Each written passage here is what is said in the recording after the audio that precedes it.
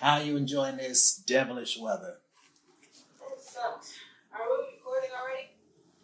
Yeah, I always have a little bit before in case I did a mess up like that. Oh, yeah, I got you too about Ace with my latest. Same, I got 911 on Fox at 8. Bet. That works out. Which reminds me, Greenleaf is having its final season, and that's coming out in June. Okay, that's awfully appropriate. What else happened? Oh, and that Tracy Ellis Ross movie's coming out at the end of the month. Who? Tracy Ellis Ross, Rainbow from Blackish. I know Tracy Ellis Ross is. I didn't hear what you said. She got a movie coming out. Yes. I don't feel like I've seen her in a movie in a while. A long one. How about it? I don't know if I've ever. She's mostly just on TV, I think. Right. So that's odd. And she's gonna be singing in it.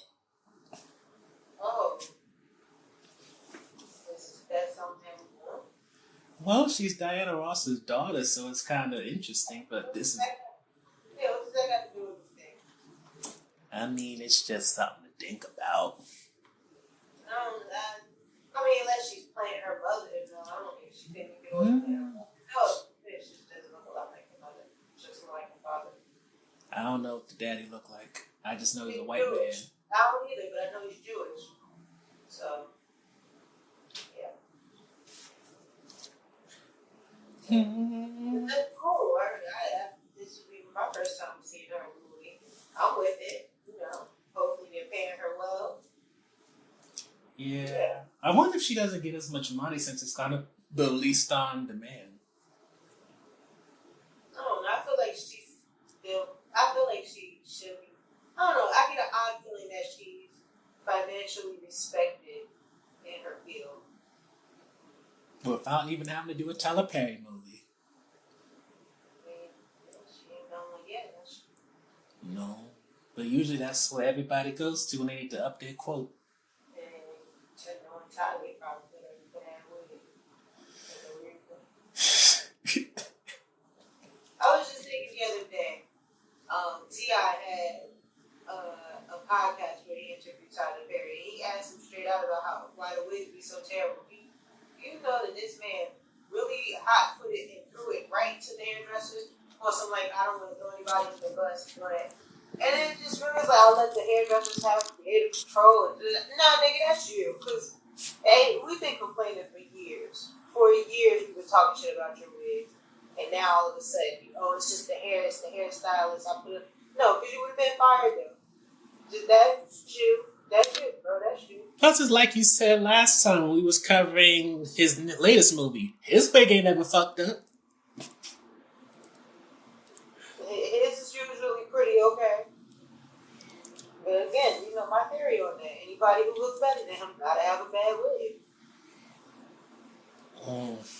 Wonder how his wife's doing in all this. Not wife, his girlfriend, partner, whatever she's called. Partner. Beard. Why you gotta call her a beard? No judgment. I love Tyler either way. I support. But yeah. So that was in Tyler Perry news. Also, he has a new show coming out. I think it's called Brothers, Bruh, or something like that. Let me guess, he wrote it on the toilet the other day. Maybe. It's a possibility. He wrote it on the toilet. That's yup. I mean, I just say you gotta wrap this up by 7:30 because I gotta make it to this store before it closes for everything at 8:00. Oof. Okay, so let's just do a quick rundown of what you did and did not see. I'm assuming you didn't. How that goes. I already know it's going to be like slice and dice. Anything that was in a different language, I didn't watch that. And that movie that you said was a classic, I didn't see that. You didn't see All Day and the Night? Yeah, no, I haven't been in the mood for it. That was the one picture I thought. I just like having the whole life stop and think about other struggles and play. I was like, okay, it looks like a good movie. I put it in my list. We can go over it again at the later date, but I was looking for more uplifting stuff. I did watch that movie Not one of the movie. Yeah, the other half. I watched that. I watched Dangerous Lies. Was I supposed to watch Dangerous Lies? Yes. I watched Dangerous Lies. I watched. What else was up here? I'm caught up on Insecure, of course. Ooh. I watched Betty. Wasn't really impressed. Neither was I. Yeah, I was very. How did they say I was underwhelmed? I was underwhelmed. I knew once you saw a white woman's ass in the beginning, it was just going to be downhill from there. Yeah, like I looked at the little trailer and when I checked it, I was like, okay, this might can do something. And I kept looking like, okay, is this supposed to be funny? Like, am I supposed to be having a ha-ha? Or what type of moment? And I mean, like, I see it's one of them hipster shows, you know, like one of them. Not a hipster show, but definitely like alternative type of realm. Yeah, you know, like the kids who, you know, I like the fact that, like, when they got high, they were, like, actually, like, they were real life high. Like, you know what I mean? It wasn't, like, just acting like they really got fucking smacked. I like that, but outside of that, I'm like, I can't do it with this girl with these blonde eyebrows. What you doing? Like, why is this necessary? It just was like too much for me. It was like too much and not enough at the same time. I like the black characters anyway. Who, Honey Bear? Honey Bear, Indigo, Yeah, I like her because she was black, and I like the way her hair sat up in her wrap. And I like the fact that she was a camera girl. She had the cameras capturing all these memories, probably had some dope ass angles and talented work and shit. But yeah. Other than that, she's the only character that I know the name. Oh, and the little girl boy, Kurt. Yes. Did you just call a little girl boy? Yes, I did. She's got a little boy name. She's a girl, obviously, but she's a masculine presenting girl. Poor little Tink Tink. Well, listen, I don't mean no offense by it, but you get what I'm saying. I get what you're saying. So yeah, that show was rather underwhelming. And what other shows? What else was I supposed to watch? I think Hollywood was on the list. Yeah, I started watching Hollywood. I watched like 3 episodes of Hollywood. By the second episode, well, I'm like probably maybe like a little bit into the 3rd episode. Second episode, first episode, I was like, what the fuck? What in the hell am I watching? I was all kinds of triggers. So by getting into the 3rd episode, I was just like, oh boy, these motherfuckers is crazy in Hollywood. It was a bit much. How was it a bit much? Just everybody, you know how I would be so triggered over like people being in relationships. You got a whole ass wife with 2 children. Granted, you don't love her, you didn't really want to be with her, but you out here just sleeping around. You know how dangerous that is. I mean, granted, back then they didn't have as many terrible diseases as we do now, but it's just like, ew, you fucking bored. I mean, get your money, but ew. Not only getting his money, he's networking. Yeah, I mean, I see all the benefits. It's just like, bro, come on now. Too. I mean, I guess I can't knock his work, but I mean, he definitely it's a show that's showing you how to sleep your way to the top. Probably how things were and might still be. Who knows? I'm just shocked that I'm guessing all of this stuff is already like public knowledge, like all of those actors, their sexualities and stuff. And then I guess also too that they're all dead now, so it's like, what can they say? Who's gonna defend them type thing? But they were just like, oh yeah. So basically, you have to have like a coupon in front of this nigga in order for him to be an agent. Yep, that's exactly how it was. Just tarnishing the person's name, you know. But again, maybe this was already common knowledge. You didn't watch it? I'm in episode 3 like you are. Oh, okay. Yeah. So, but then again, maybe that the stuff that we're seeing is all common knowledge, so, or, you know, public record. Probably at this point. You know what I'm saying? So, Insecure. How are you feeling about Molly and Issa's relationship now? They need a break. I guess I'm getting that they just need a break. They're very off, and it's a lot of miscommunication, and it's a lot of like everybody's moving into things with preconceived notions. You know what I'm saying? It's like, oh, we need to talk. Okay, yeah, sure.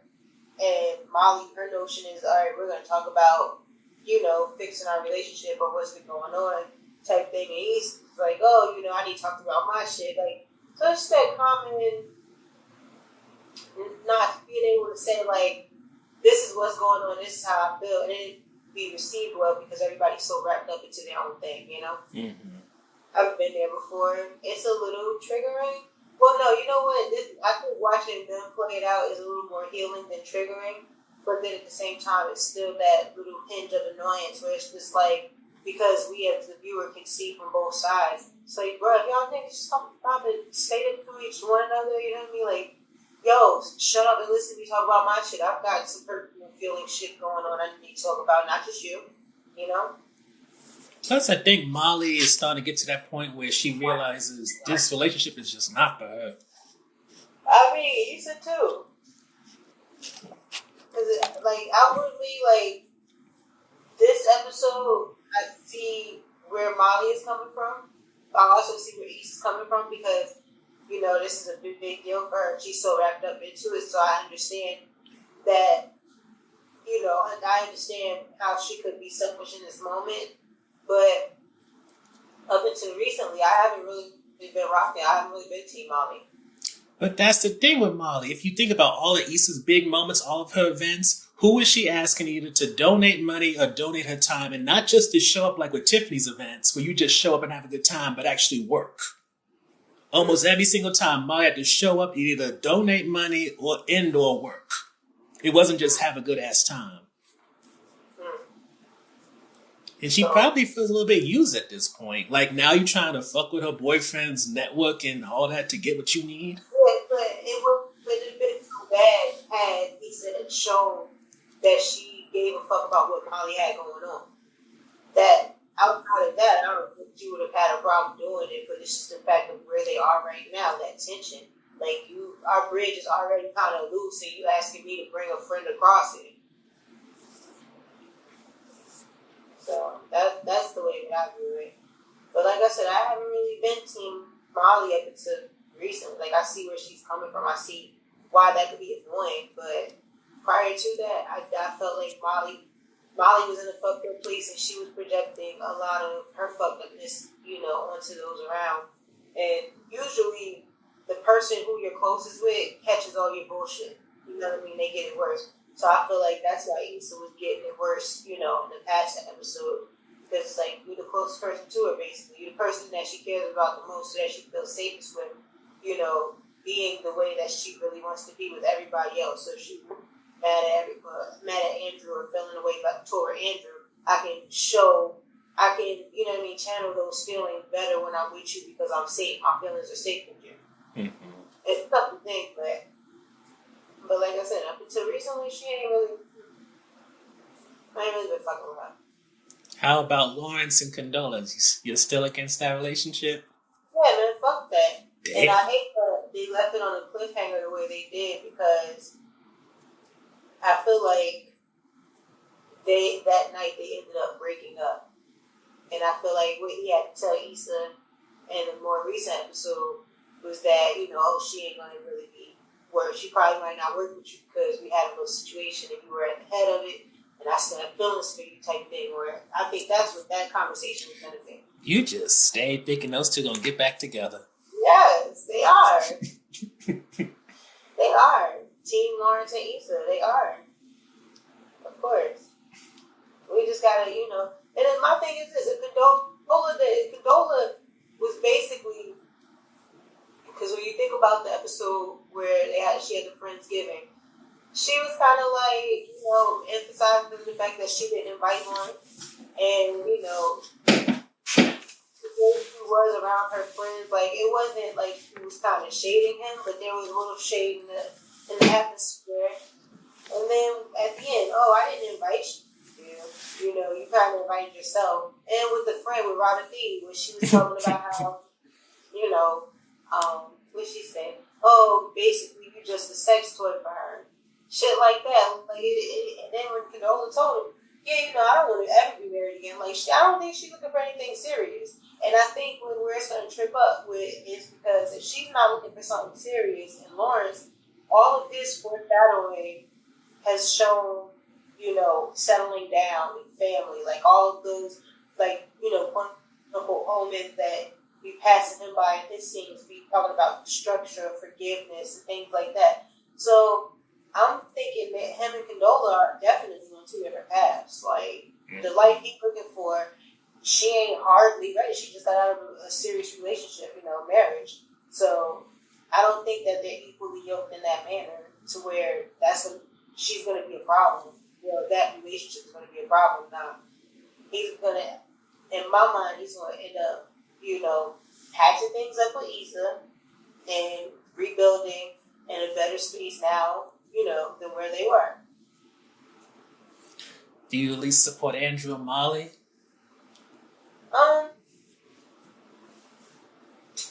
Molly get on my nerves, so I kind of really don't want her to be happy. What? But at the same time, is she too bougie for you? It's not even the bouginess. Sometimes she just has these, these cornered thoughts where it's just girl, for you to be that smart, you definitely are ignorant. That's the way I view it. It's just something about her that just doesn't. Does she remind you of somebody? No, not really. Yeah, so I don't know. It's just something about it that just has me I guess, whatever. Also, the show got renewed for another season. Yeah, I heard. I heard, and I'm excited. Yeah. I hope up. Definitely happy about that. Hopefully, we just don't have to wait another 2 to 3 years to get it. Well, Issa's a busy lady. Got a movie coming out the end of the month, The Lovebirds. Oh, with I don't want to say Middle Eastern, but that, what is it, Asian? Some kind of Desi, South Asian. Well, with the brown guy. Yes. The one that's going to be in the Eternals. I don't know what that is. A Marvel movie that's coming out next year. You didn't see the picture? He got one of the Marvel trainers, so now he's stacked with abs and all that. Issa's having a good old time. Well, she better not keep us waiting again, I'll tell you that much. Which reminds me, isn't Atlanta supposed to be coming out sometime this year? I think so. I feel like I've seen some hints toward it. But I hope so because, again, you don't keep nobody waiting 2-3 years so you can do other things. Who does that? They got the opportunity to do that. It's not like shows on own Greenleaf and Queen. Priorities. Priorities. You owe it to the fans. Not to the people that you're trying to acquire. To the people that you got. So if you had a hit show and you got an opportunity to do movies, you wouldn't take them up? Depends on how much money it was. He got Star Wars money from taking a break, so how about that? But I don't think it needed to be that big of a break. But see, it probably wasn't even that big of a break. It probably was he took a break, and in the midst of him taking a break, all the other castmates took some type of deals where they needed to then take breaks. Mm-hmm. And knowing Danny Glover, knowing Donald, is it Danny or Donald? Donald, Danny's the old man. Getting too old for this shit. Knowing Donald Glover, his caring ass, he probably wanted everybody to win. So, no, we can take 3 years off as long as everybody eating. No, man, fuck their plates. Fuck them. But one of their places, Lakeith Stanfield's. That shit. Because then there's people like me, you know what I mean, every week waiting for it, and you just up and forgot. You just up, don't even care. That's just jacked up. It's not right. Shall we move on to movies? Dangerous Lies. Was it worth your time? Room temperature water be so good. It's too hot in here and I haven't gotten the air conditioner yet, so fuck room temperature every day. It's not even hot. What you gotta do is get the wash breeze going on? I don't like opening windows because then I'm like bugs. Nah, no, fuck that. No, child. Oh, boy. There's a river in my backyard. I don't know what comes from that river. Push pause. I gotta put something on the porch. Hold on. Okie dokie. Let it be known that plant-based ice cream is disgusting.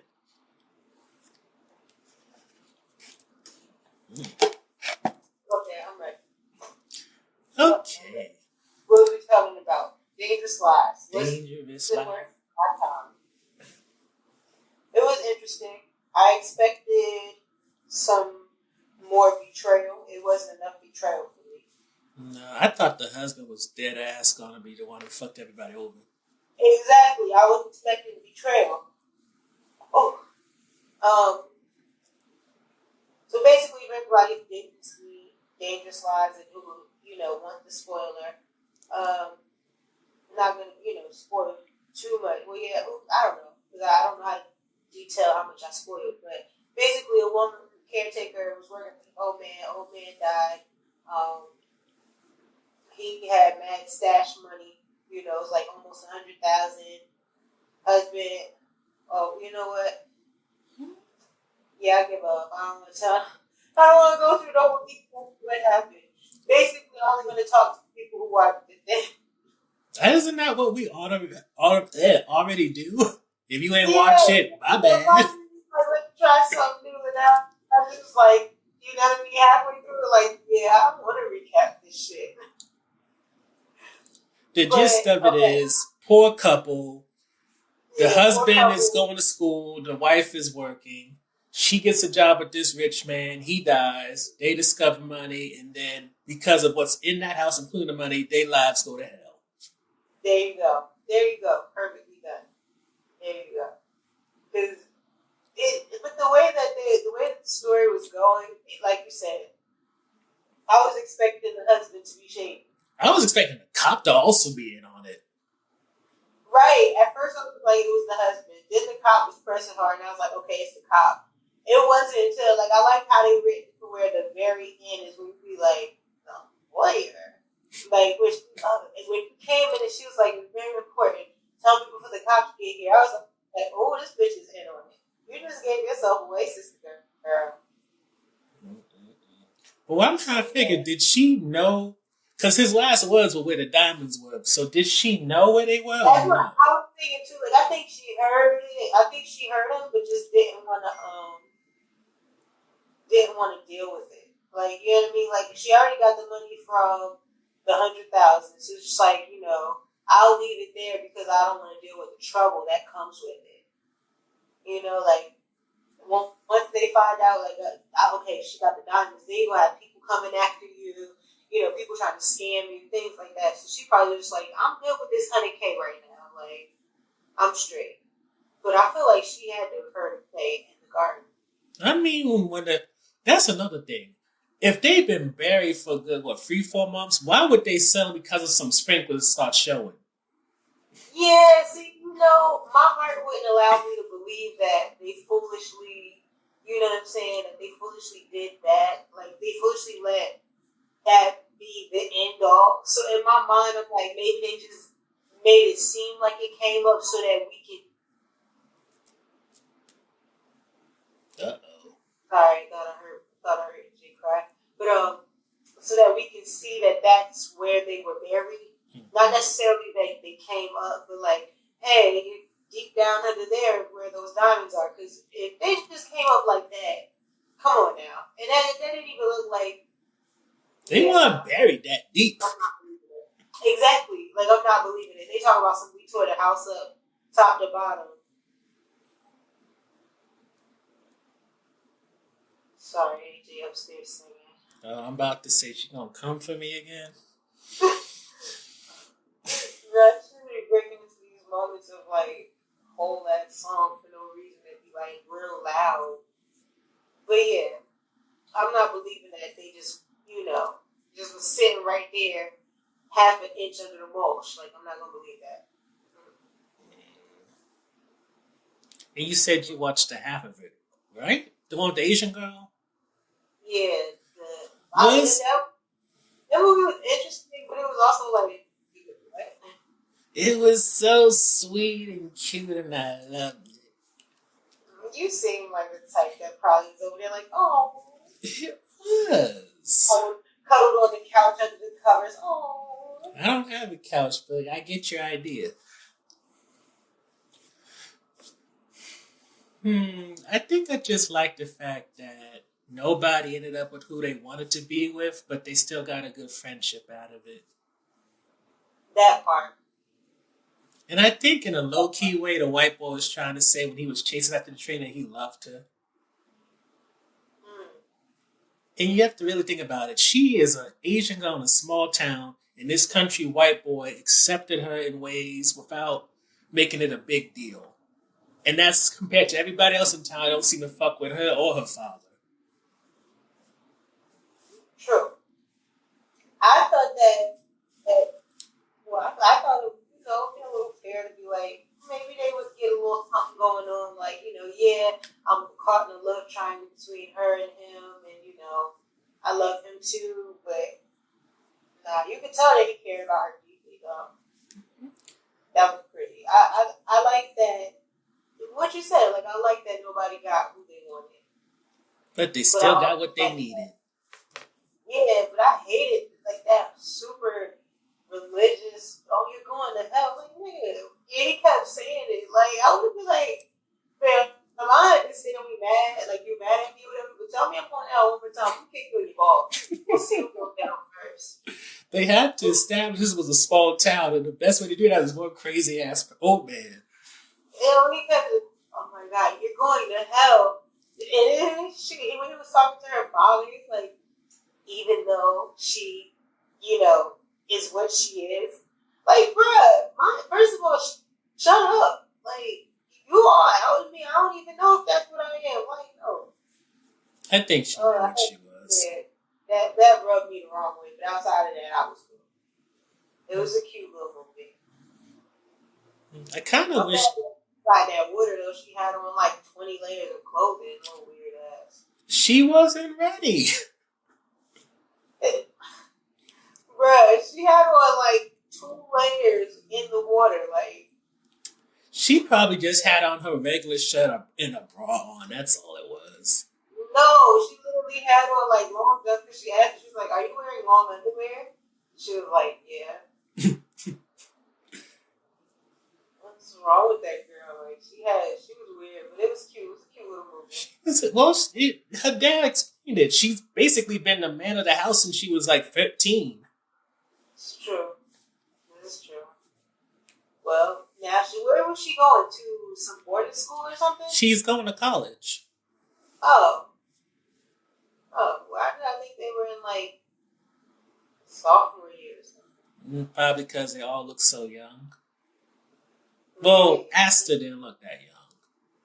The other two did. Definitely did. And then on top of that, she was talking about getting married. And like, for a minute, I'm like, wait, who is this nigga she get? I thought the nigga she was getting married to was the quiet nigga, like the football guy. And I'm like, okay, well, maybe I drank too much. And I was confused. First of all, most white men look alike. So the guy Trig and then the other one, Paul. I'm like, wait, it's these two different people? Okay. What they did look alike.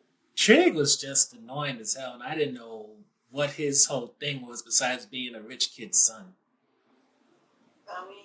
I mean a rich man. How that goes.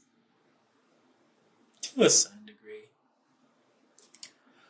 I wish you watched All Day and the Night, but you didn't. I did not. Sorry. But it's such a good movie. Even though, straight up, it doesn't have as strong of a gangster element as it seems, but it was still so good. It's on my list. I'll get to it, but Once I looked up, like, wait, so he in jail and his mother in jail? Not today. Not today. I can't deal with two oppressive situations. Like, Let's see. Let's get in depth with it. But I just can't pick between two topics. I'm so torn. One is self-deprecation versus being honest with yourself. And the other one is children. Since I'm still not over the fact your child just came for me the other day for reasons I don't know why. Which one do you prefer? That question. I'm okay with either. Let's go with children since I'm not over that. When it comes to kids, did you want kids when you was a kid, teenager, and whatnot? Or... I was back and forth a lot. I wanted, at first I did, like I had the idea of like, oh, girl, be a girl and have kids and stuff. Then I was like, wait, that means, like I seen how women were expected to be in the household. And I was like, yeah, I don't want to do that shit. That doesn't sound like some shit I wanted to do. Mm-hmm.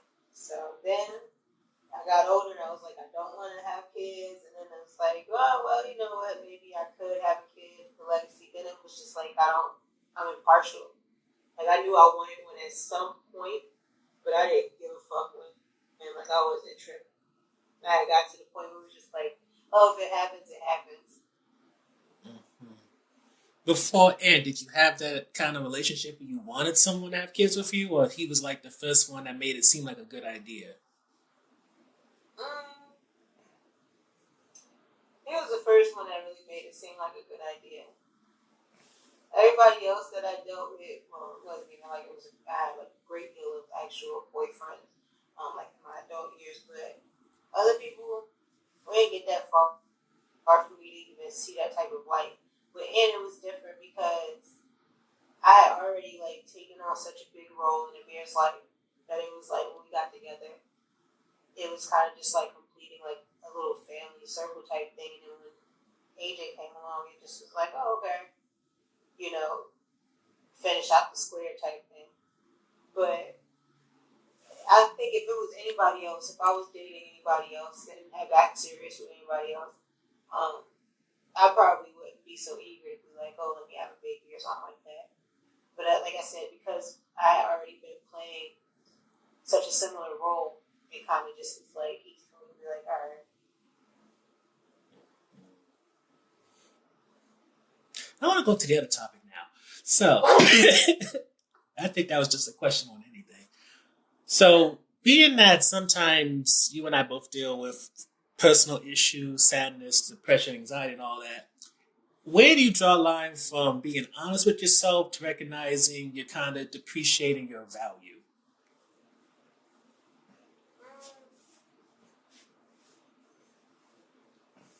Well, that's an interesting question because it puts me in my space of value. I don't really think I do a lot of devaluing myself. However, I will say that like some of the things that I say can be taken as like from the outside looking in, like, okay, yeah, that is kind of self-deprecating, but it's not really like me doing it in a way to like, you know what I mean, show any like show less worth in myself. It's more so in my way of it's my way of honesty. Because it comes off as like self-deprecating, but it's just the way that I joke. You know what I mean? The way that I acknowledge comfortably my shortcomings and the things that I need to work on. It's not because like it's never oh, I'm so ugly. Woe is me. It's like, ooh, I'm so ugly. Let's go ahead and handle these eyebrows. You know what I mean? Like it's honest. It's honesty in a way that makes me appreciate whatever it is that I'm talking about. What do you mean? What do you mean by appreciate whatever you're talking bad on? Like, is it just you're trying not to wallow in it? You're just trying to address that you know it exists and then how you can fix it? At times, yeah, but at times it's like I'm comfortable with it in a manner that I can see, like, okay, yeah, it's there, and I'm comfortable with it, and I don't want you to feel like you gotta stare at it or you gotta be, worried about it. Like, it's there, we've addressed it. You know what I mean? I'm laughing about it. You don't try to laugh about it. Like, you can laugh at my jokes about it, but if you come in with something, we gotta kind of monitor that. We gotta kind of monitor how that comes out. You know what I'm saying? But I don't think me, like, it's not really me, like, talking down on myself. It's more like an honest acknowledgement. Is that something that came with age that your parents put into you? How that? No, I've always been like that. Like, I've always attacked it. If there was like an issue or something, like, I've always walked into it head on and just put it on the table. And because, like, my goal with any interaction or anything that I do is to be comfortable.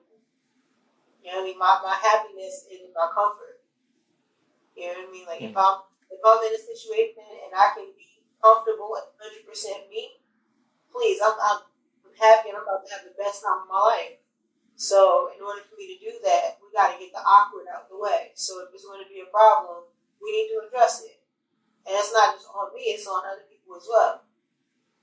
Like the time I was doing like an Uber Eats delivery, and there was a guy at a hotel who, like, he was the hotel concierge or whatever. We had a real bad speech impediment. And, me being new, I go to drop the food off, and he said something to me, and I didn't catch it. And he's like saying it again, but now he wants to have a whole conversation. He's super enthusiastic, like real enthusiastic. So I'm following him like word, but then there were a couple of things that I couldn't catch. So I'm like, I'm sorry, what? One more time. Then he started getting annoyed with it. And I'm like, bro, you can't get mad at me. I'm sitting here giving you the time. I'm giving you the attention that you were seeking. Like, you're talking to somebody, you could tell that they didn't want to talk to somebody for all day type of thing. Like, you could tell he was waiting for somebody to talk to him. And so I was really sitting there for a good minute or so talking to him. And he started getting mad when I'm like, wait, one more time. And I don't like asking people to repeat themselves anyway. But I had to tell him, like, listen, bro, I'm right here. I'm talking to you. Like, I'm not asking you anything to offend you, bro. I'm trying to get an understanding of what you're saying so we can continue the conversation. Don't be nasty with me because I can't understand you. You knew you had a speech impediment that bad when you first started talking to me. So the fact that I'm still here, don't be mad with me. You be patient with me now. Damn. So, yeah, it's one of those type of situations. Like, I acknowledge it and put it out. That looks so pretty. I acknowledge it and I put it out there so that everybody can just move comfortably. And then, like I said, it's not an intent to be self-deprecating. I mean, I can be. I can be self-deprecating, and then I can be just the asshole when I put it out there to other people, outwardly. But for the most part, I'm just honest in a way where I have to fuck with me. And if that means that I have to laugh at myself to fuck with me, then I'll laugh at myself to fuck with me.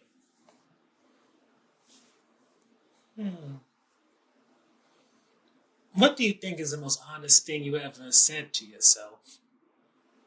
Oh, I'm not going to say that. That's personal.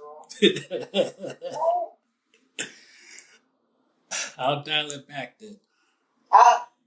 That's something that I probably answer that type of question like on stage. I ain't answering that right here. What is the honest thing? I still find it so interesting how much you and other comedians give away for free on Instagram and stuff like that. It's like, I don't posting that much on Instagram. But like at this point, what we supposed to do? Like, ain't like we can go do shows. No, but I guess the thought I kind of had in the back of my head, you could easily film something, like make it like a legit, like not a special, but some kind of a 5 or 10 minute thing, and then kind of put that out there. Yeah, I wouldn't do it. I like energy. I can't just. I watched somebody they were doing one of those like virtual comedy shows, and the person was just basically in front of their background with the microphone telling their jokes, but it wasn't no energy to bounce off of it. You could feel it.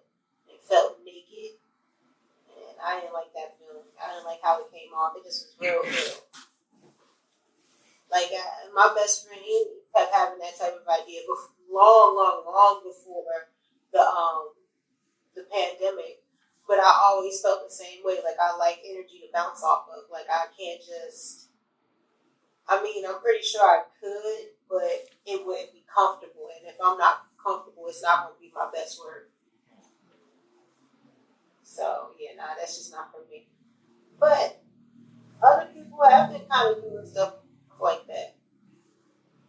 To each his own. I just know, like for me, if I wouldn't really watch it, then I don't see myself really recording it unless I see, like, I wouldn't watch somebody doing that stand-up virtual comedian show type thing. So because I wouldn't watch it, I don't see myself doing it.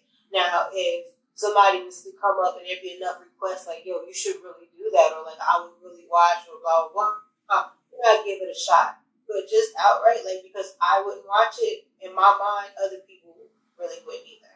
Even though I know that's not how it works, but in my mind, it's like, I ain't fucking with that, so why would I do it? So would you say, either just in this case in general, you need to see it in order to kind of put it in your head that you can do it? Well, in this specific case, there would need to be more of a demand for me, like personally. Mm-hmm. Like not just a demand of, more comedians need to get up there. No, like it'd be like, Shonda, we want you to get up there, like that type of thing. How do you, I don't, since I don't know how you judge things, because I don't know much about social media, DMs, and analytics, how do you judge when things are really a hit or not, or when there's really a demand or not?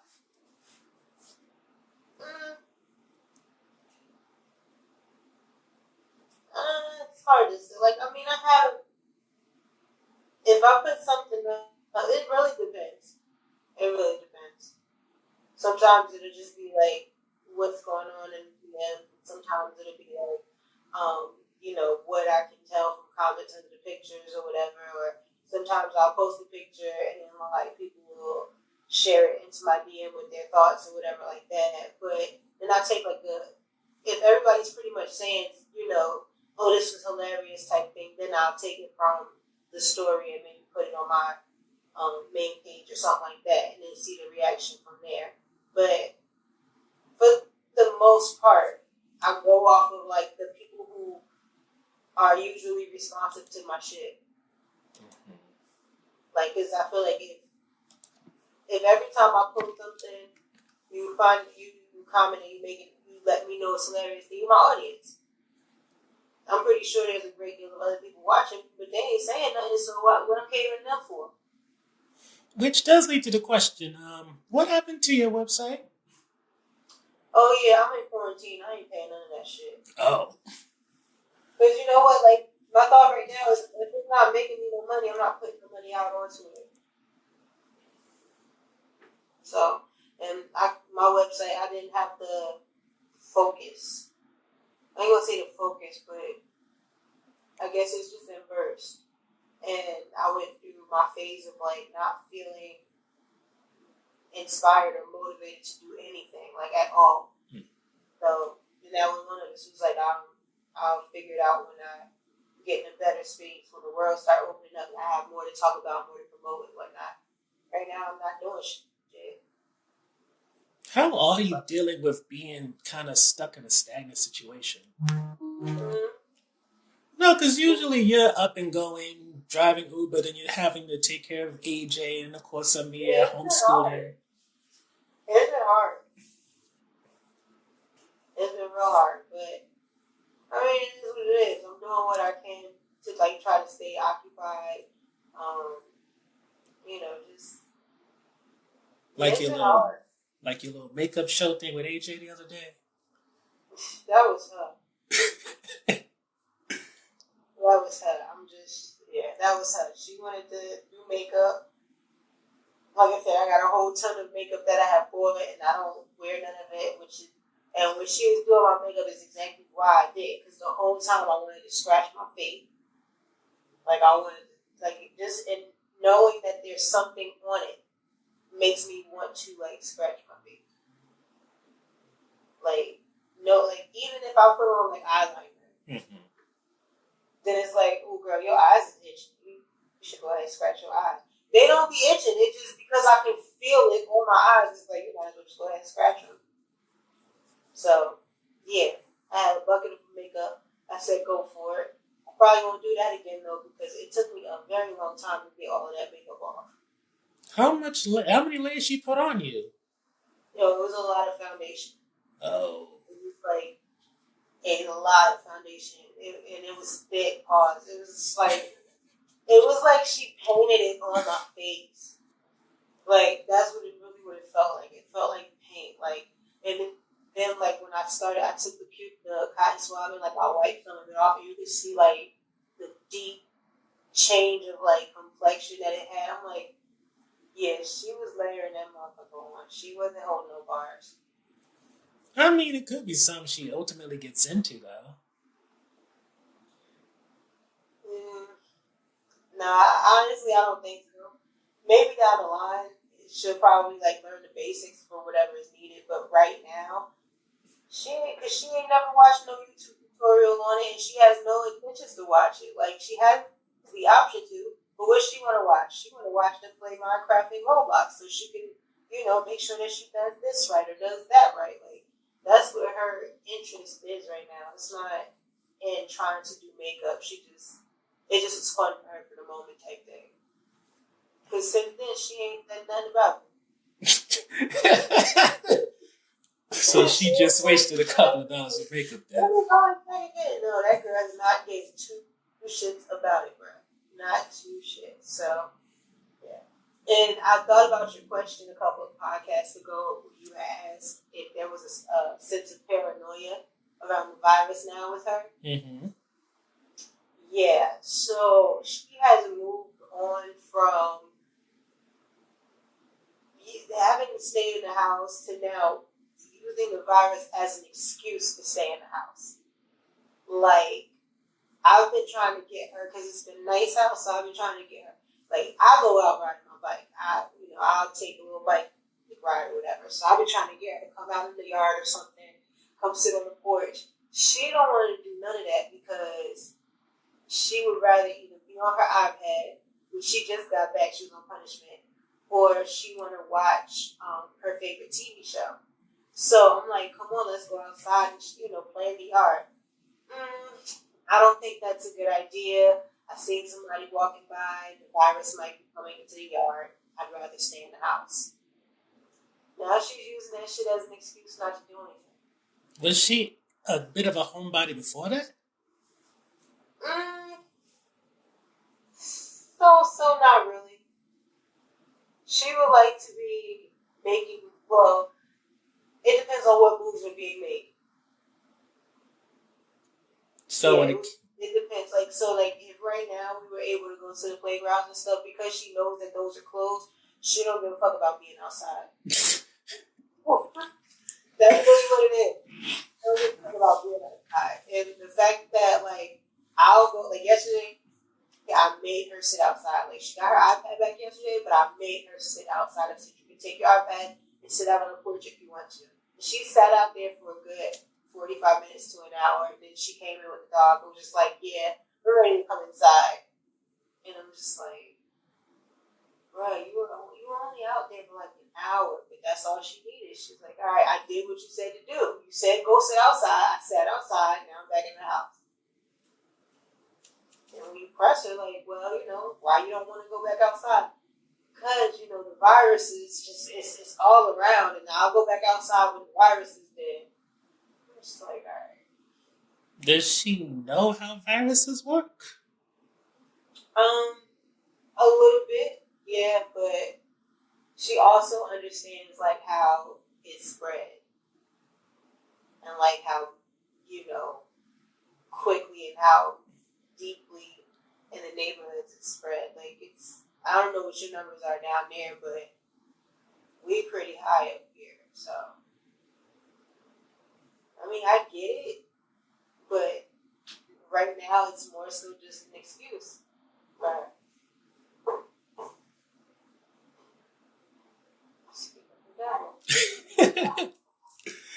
What? He's right there. Hi. Hello, how are you? Good. Why is she looking like that? He's being extra. We're recording, AJ. When it comes to the... She done brought it to me before it even went off. Like, she's like, I know my shit about to go off. When it comes to the school angle, does she get some or you have her go to school throughout the whole year? It's more like a whole year type of thing, but that's because we not really, we don't follow like a school schedule. That part too. We're also not going anywhere.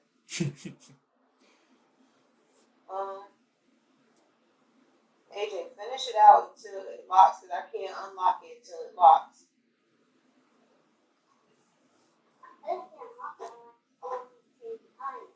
Well, once it goes off, then I'll do it back.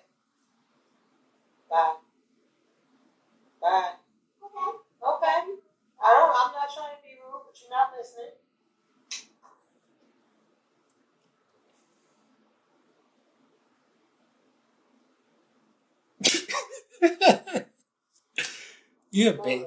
What were we saying?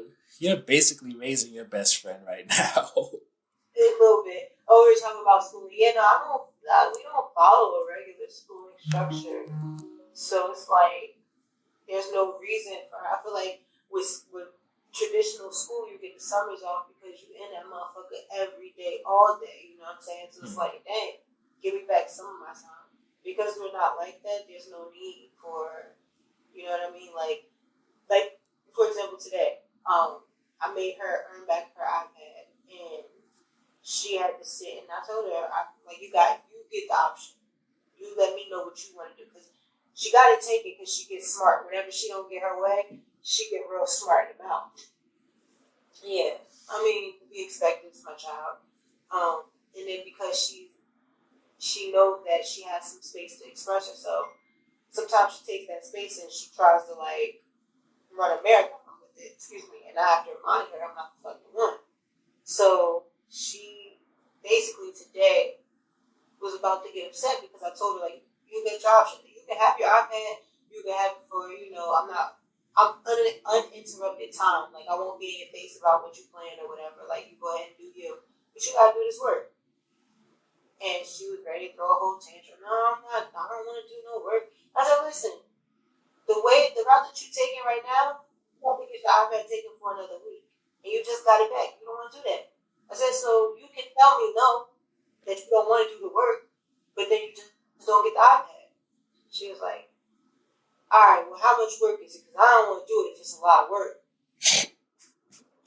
First of all, you don't have a concept, you don't have the scale concept of what a lot is. So I'm like, no, it's not even a lot. All right, cool, I'll do it. Attitude changer. Girl sat at the table for 2 hours. No, it's definitely not a lot, no. But, no, it definitely was a lot. My scale wasn't a lot to me. Yeah. You know what I mean? But to her, you didn't specify.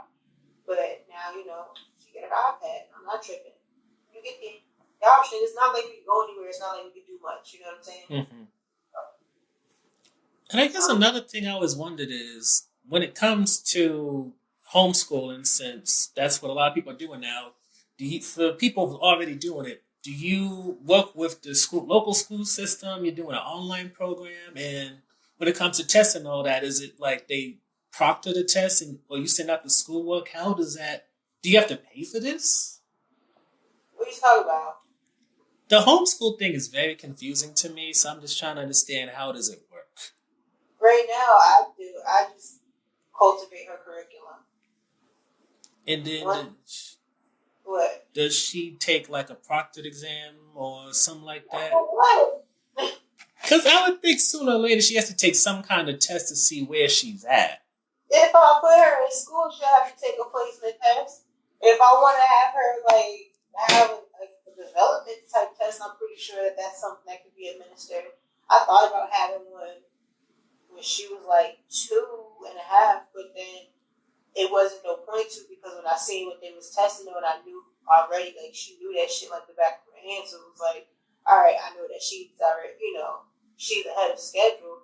But if or when I put her in school, then she'll have to take a placement test. But my goal right now is to say, all right, if I was to put her in school, I would want her at least to place at least 2 grades higher than what her age expectancy is. Mm-hmm. So until I can do that, she's good under my wing. Because I feel like that gives her enough space, academically, from where she is in age to where, to 2 grades ahead of where she is in age. Because she's a sponge. She told me earlier she got a whole attitude after we agreed to do the work. Why are you giving me first grade work out of the first grade book? I'm on the second grade level. Duh. I'm on the second grade level, Mom. You giving me this easy work. I'm telling you, this is too easy. I'm, taking pages out the book. Oh my gosh. She reading. Oh, I told you this is too easy. Like, I'm pretty much done already. I'm like, all right, girl, I hear you. Like, you keep that mentality. Like, because when she gets into school, she ain't gonna have that. Her brother was like that. Now, please. Now, this dude apparently is doing his online Zoom lessons and trying to sneak and be on the Xbox at the same time. Got the computer off to one side and playing the video game on it. Like, bruh, too much, bruh. So it's homeschooling is very much what you make it to be. And it's like a lot of people have like these misguided views of what homeschooling is. But homeschooling looks different for everybody. Like my cousin, she hasn't started academic-based lessons yet. And yeah, but she has a theory. Like she has her theory of what structured academia can do for a child.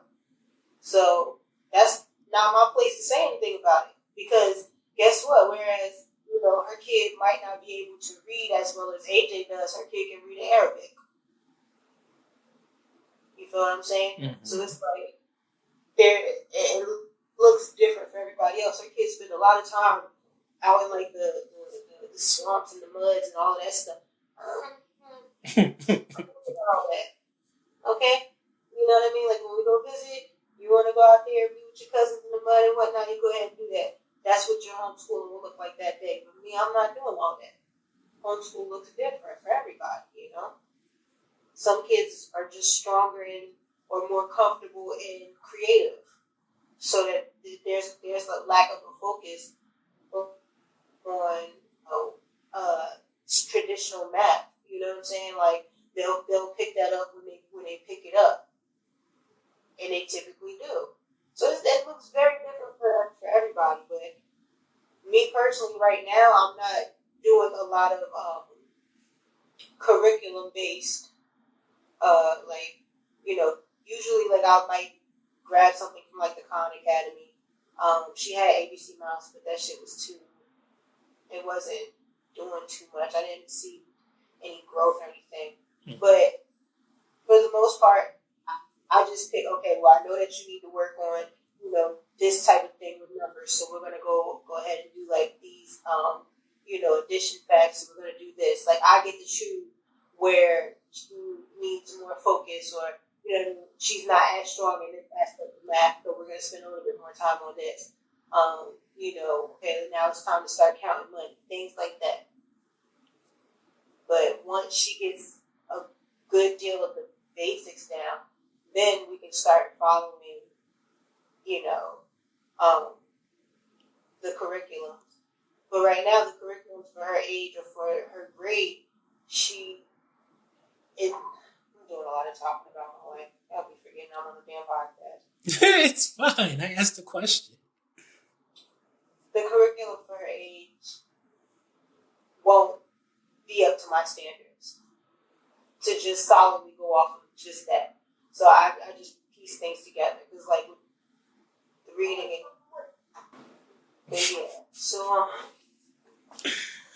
like we read very well. So it's like certain things about reading, on the first grade level, first going to second grade level that they're heavily into. Hey, you gotta learn this, you gotta learn that. She's already got a clear understanding of it.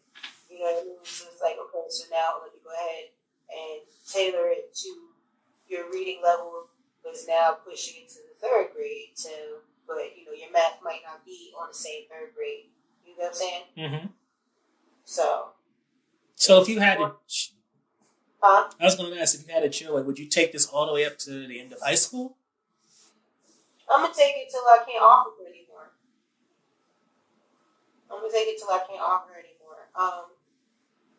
And then plus when she started to get at some point she's gonna be old enough to have a respected say. Like she has a say now, it's just not respected.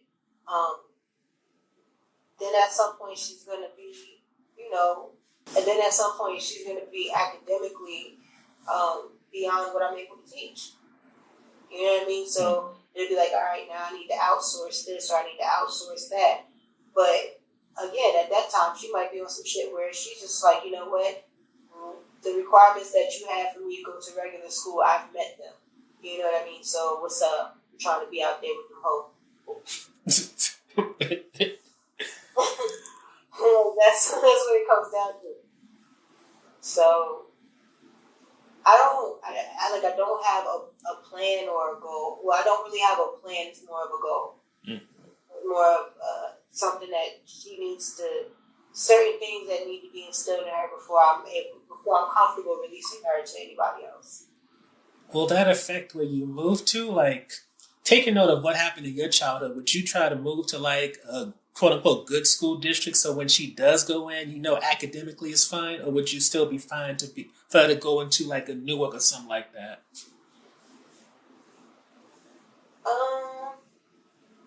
Wait, you said like Newark? What's wrong with Newark? No, because I went to no, dead asses of dead ass. I went to a school in Newark. I went to a school in Newark too, but here's the thing: I went to a school with predominantly white people in Westfield, and then when we went back to Newark, when my mom was like borderline homeless. No, we were homeless. Ain't no borderline in that. But we got homeless. They were like, Newark was 2 to 3 grades behind in math and a good few others in science and reading. So it's kind of like you see the difference in education there, the way how you value it. You're absolutely right. But here's the thing. I still have one child that is in public school. So it's always, until I have no children in public school, it's not really going to be, it's always going to be a factor. So right now, it's always going to be effective to an extent, I'll say, because I also feel like coming out of a homeschooled environment, she should be at a point where, in order for her to be going to school, she's already got to understand that what people tell you needs to be fact checked. You know what I mean? Like it doesn't matter if they say I'm a professor and I wrote the book. Oh, well, let me go do my research. You know what I mean? Let me check. Let me confirm it. And in her mind right now, she has, I would do that. I swear I will. Girl, you're just trying to get to school. And when you get there, you're going to be just like all them other kids who get to school and they get discouraged and get, lazy and sidetracked and distracted. Not doing all that with you. Not going to regress. But, I'm sorry. Somebody was on my porch and threw me off. Understandable. But yeah, I feel like coming out of a homeschool environment, and to leave the homeschool environment, you must be able to. I always have this thing where I say, like, parent yourself. Like, if I'm not around to parent my daughter, she's expected to parent herself. She's expected to take care of herself in a manner and behave in a manner that I would be okay with. You know what I mean? Like that, I would be, AJ, you know better. You know what I mean? Like my mother would trip if I was acting like this and she was here. You know what I mean? Like that. So she's got to be able to carry that and apply it into her academics. So once she leaves the homeschool environment, it's like you should be able to think for yourself. And not only think for yourself, you know how to think. Not what to think, but how to think. Once you get that down, then you can go on. But so with that said, it kind of makes it to where the schooling doesn't have as much to do because the hard work has already been done. The formula's already been laid. The machine's already started. All school has to do is kind of just spin that wheel every now and then to keep the generator flowing. Mm-hmm. You get what I'm saying? Mm-hmm. However, the negative effect of that could be the lack of challenge, the lack of resources, and then the lack of funding to, pay for the teachers. And when teachers ain't getting paid right, they don't give a fuck. So the lack of funding for the fucks to give, you feel what I'm saying? Like that, two plays a part. But I have a standard for the school that I will allow my child to go to. You know what I mean? Like where Amir goes now, I did the research and I had to look in. I'm not pleased with them. I'm not in love with them. But compared to what the other options were around here, they were the best. So, you know what I mean? You look into those things, they have an effect. But for the most part, coming out of homeschool, you should be able to know how to think. And, you know what I mean? Let that kind of guide you into whatever it is that the school... Basically, that'll make the school an additive and not a necessity. And considering how much you sacrifice to homeschool, what's going to be done with that time when she's no longer with you for most of the day? What you mean? I'm be fucking famous comedian, writer, podcaster. Duh. Kind of question is what's fucking wrong with this nigga? What is he asking me? What kind of question? I don't even... I need an assistant or a manager so that you can let you know that you just disrespected the fuck out of me. I didn't mean to. When I finally send my daughter out, my daughter's finally ready to go off into the world, what am I going to do with that time? I'll be traveling, making bad money, writing movies and stuff like that. I'm going to be living my best Issa Rae life. What do you mean? I didn't mean to offend. It's just I know how much sacrifice. I'm sweaters, thinking about how smart my daughter is, knitting sweaters. Fuck you, mean? Yeah, you sick, you little frosty. I don't know what the hell you thought was going on. You shade my daughter. You don't bring that shade to me. I didn't do anything to you, Amari. I'm not shady. It's just I know how much is kind of on pause right now because you're invested in her. And I don't know how that transition would be. Because if you've been... that would be my goal. Once she's at a space where I'm not... I don't want to say I'm not needed every day, but academically, I'm not required. My presence isn't required in order for her to stay with you. Then I'm going to fill that time with getting back to me. Isn't that what most parents do? I don't know, because most of my friends are their kids are 2 and under. Yeah, so that's what you do. You realize that, you know what, I still got a little figure here, I still got a dream and an penny in my pocket. Let me go see what I can make in this world, But my plan would be definitely to be performing somewhere, living. Because, my dream, I basically was right there. You were there, you saw it. I saw the first one. I was right there and the world just fucking shut down. So, it would be my hope that once the world reopens that, I would be able to continue on doing those things, and then when she's, left the nest and flown off into her little, bout of independence, then I'd hope to be doing more traveling and performing and, living that type of life. The life that I was about to live until fucking Rona. It's gonna be over soon. Do you think so? Have you seen these people? Well, the way the governments are, they're not compensating the loss of income for people, and they get mad. So I don't think they could really hold this for too much Yeah, longer. no, I get that. But excuse me, I'm talking about the people at parks, people just out. Like, see, you live down there in Raleigh. I don't know what it's like down there. But up here and going into South Orange and stuff, like, you see the dudes and the homies in the hood, and they all standing around like babies standing on a car, real close, 10, 15 people on a porch type shit.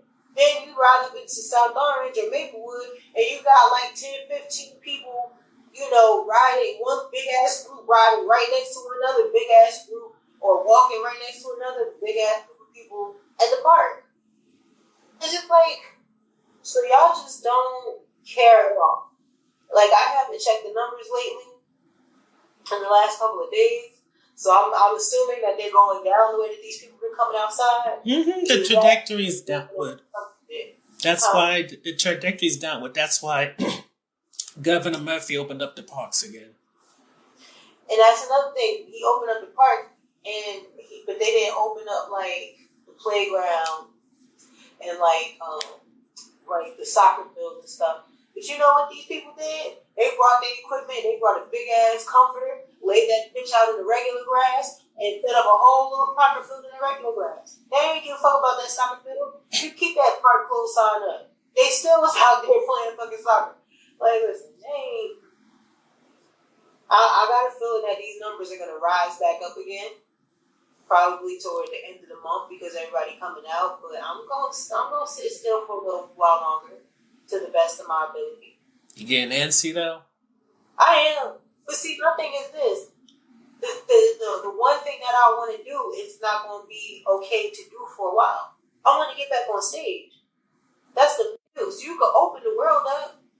You know what I'm saying? Like, you do that. But until you start opening up these events and stuff like that, it's not going to do me no difference. You know what I mean? It ain't going to make me happier. Like, you open up the world for them. Okay, everybody they got things to do. They got lives. They got porches that they can go hang on. I don't really fuck with people like that. People, my friends is my audience in my head. You know what I'm saying? Mm-hmm. Like I'm trying to fuck with them, and we can't even be in a room together yet. So, like, it ain't. I'm not pressed. I mean, I would like to get out there, but I can't do what I want to do. So, no fucking point to go out there. I'll sit inside and eat my peanut butter and jelly sandwiches. I'll sit on my porch and eat my peanut butter and jelly sandwiches. And just before we wrap up the getting in depth of the section, at what point would you start doing your own shows instead of being part of other people's? What you mean? Like comedy shows? Yeah, like you're organizing your own show instead of being part of like an ensemble. I'll get started. I gotta build an audience and build a little name for myself, a little following. So that's what I'm saying, and like that's what really drives it home with the whole Corona hitting. Literally, like the world literally shut down a month maybe after I did my little set, and everybody was saying, "Oh, I can't wait to support you. I can't wait to support you." I didn't even get a chance to see if they was really going to support me. You feel what I'm saying? Because everybody told me good game. You get 200 people up there saying, "I can't wait to come to your next show," and then we got to see how many of the 200 really show up. You know what I'm saying? Mm-hmm. So it's like I want to see what kind of support I actually have. Build a core following in real life. You know what I mean? It's different from Instagram and social media. You know what I'm saying? So build a core following in real life. See where my supporters are, and then go from there. I'm not in no rush, though. I'm definitely not in no rush. You got to be a student of the game. You know what I mean? I've been a student for a long while, but I understand that I need to be a student some more. My time will come. And when it comes, I got to be prepared. You know what I'm saying? You got to be ready to receive that. That's a whole mind state you got to be prepared for. So, it'll come, but I ain't in no rush. Plus, on top of that, when you do your own stuff, it just be a headache. Like, you saying that when you say, "Oh, when you ready to put on your own show?" You know what that made me think of? Fucking weddings. I just got anxiety over a wedding. Like, that's why I have absolutely no, like, yeah, man, that shit's, people get married and it's just like, oh, it's so beautiful. But yeah, bitch, you gotta call people. You gotta try stuff on. You gotta taste sweet cakes. I'm not a cake person. I don't like cake. You feel what I'm saying? Like, I just want to show up. I want to show up, hold my arms up like in the Michael Jackson stance and just let them dress me. And then just point me where I need to walk and tell me what I need to say. Matter of fact, you don't even got to tell me. I'm a writer. Just tell me where I need to say it to. Where's my light? Right here? All right, bet. Like, I don't want to do the whole planning and stuff like that. So I have to be at a point where I'm making a decent amount of money to actually hire somebody to do those things because I wouldn't do it. It'd be a headache. And then I do all of that, and then 10 people turn up, and then you know what the fuck I gotta do? Blow the whole building up. I ain't need Hold up. Why we gotta go there? I don't need that type of stress in my life. No, that's too much anxiety. I don't deserve that. No. Nope. So yeah. And I also feel like you asked me mad questions, and I feel like because I'm a little bit high, I didn't get a chance to like throw any back at you.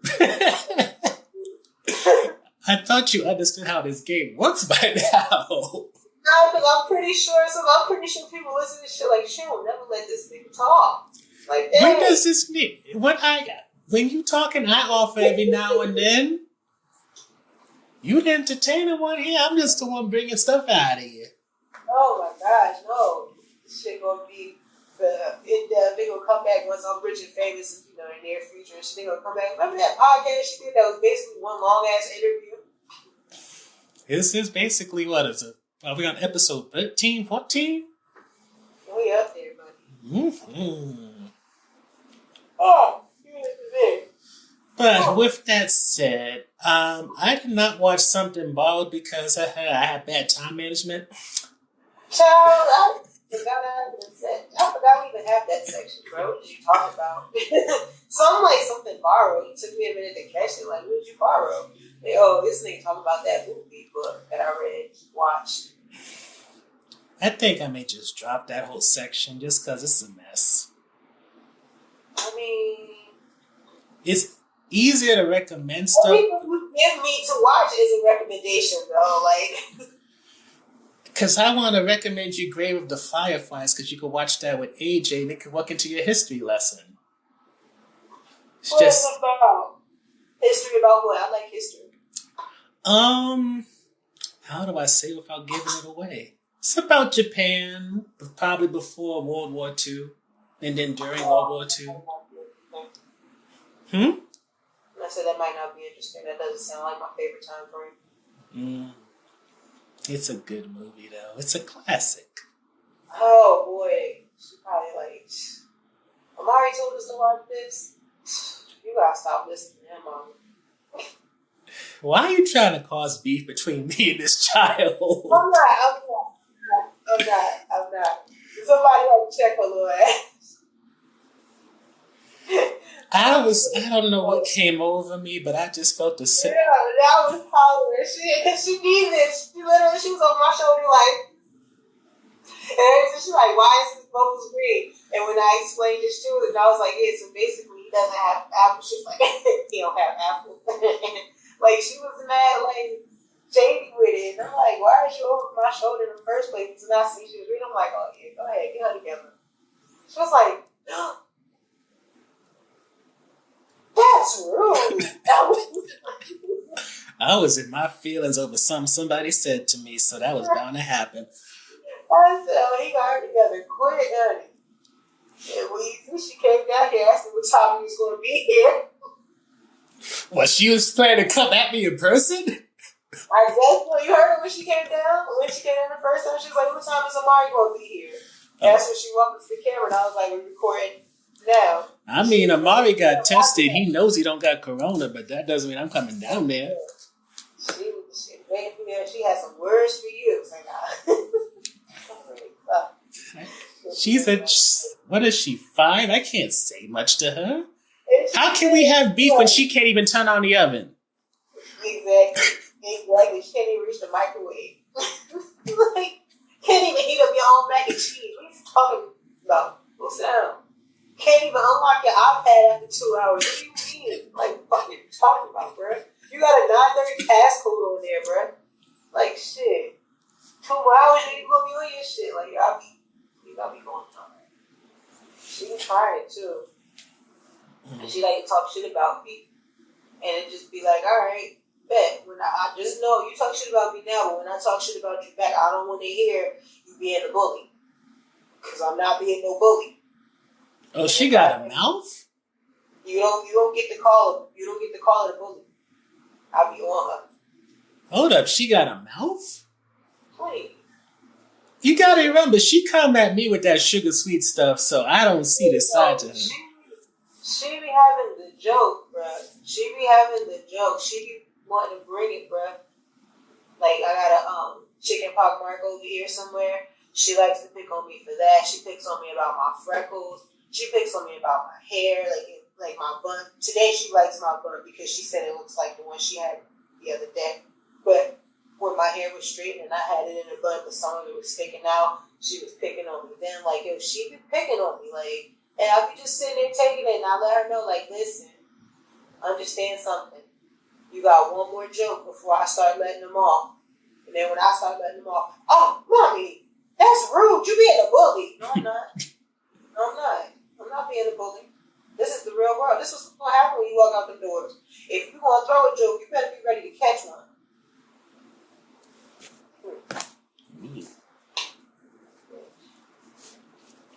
So, yeah. Let's go into the quote portion. Oh, my gosh. I'd really be doing segments, but I don't have no quote. I can do 2 if you want me to. Yeah. Do my quote. Yeah. Put my name on it. Okay, put your name on this Niecy Nash.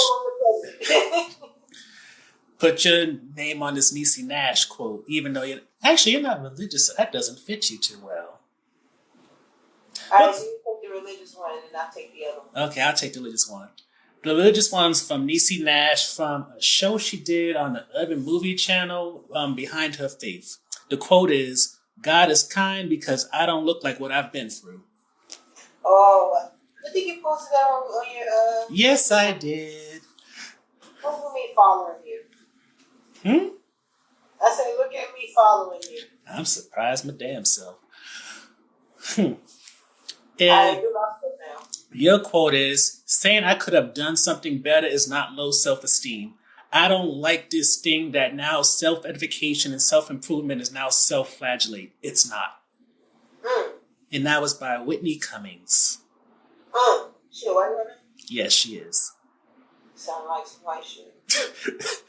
But it fits something you would say, especially considering the topics I brought up. Sound like some white shit. White women. I ain't give no bars. I ain't think with people. Oh, man. But you need to do a song before you sign off? Nah, I don't have a song in my heart today.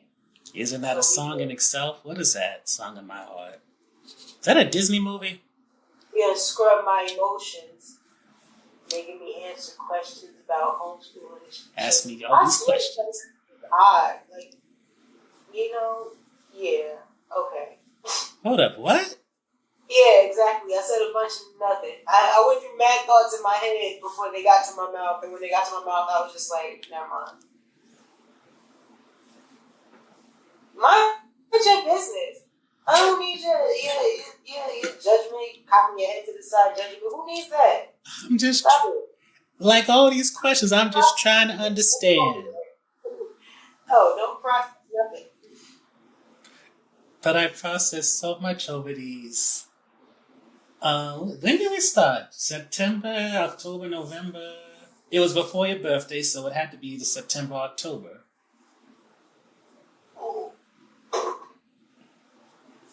Oh, this stretch. Oh, wow. Okay. That crack real good. Alright, I can't. Anyway, it's about to be 7:30. You need to catch that truck, so sign off time. What you call it? Yeah. The beauty of that essential employee badge. Anyway, so I am essential. yes, you are. I am. So, All right. Well, this has been another episode of, got anything upcoming that you need to shout out? I was supposed to do an interview with that guy who wanted to start that podcast network, but I don't know what happened to him. Okay. And I don't have anything interesting to shout out because, we're under quarantine and ain't shit moving in these streets. You can find me at Shonda Nicole 1 on Instagram and Twitter, and Shonda Nicole on Facebook. And what about you, Amari? I'm pretty much where. What, the Black Jesus? Pretty much. Wherever I look is the website, Twitter, Facebook, Instagram. I think that's all I have. Maybe. Yeah, definitely. Because I ain't fucking with Snapchat because that's the work of the devil. Snapchat's the home site. Snapchat's the home site. I found out about OnlyFans the other day. The home site. Holes in the house. There'll be holes in the house. There'll be holes in the house. Oh gosh, is that your turn up? No, I just remember that song from somewhere. I don't know where. I bet from a past life. Or from my dad's life. I'm not sure. Oh, here you go. But thank you for tuning in for another episode. We actually been on schedule lately. Have we? I was a day late. No, it's usually within the 15 days. We're not taking like 20 days now. Is that a shot? How is that a shot when it's a 2-person thing? Okay. Alright. Let's not pretend like I don't delay things sometimes. Alright. Maybe I'm just projecting, feeling personal. Alright, cool. It's okay. I was in my feelings before too. Anyway, I'll see. Ooh, maybe next time, if the restrictions are lifted, I'll actually see you in real life. Possibly, but it depends because it depends on when the restrictions are lifted. I might even see me at a different house. I don't know. Who knows? Who knows what's going on?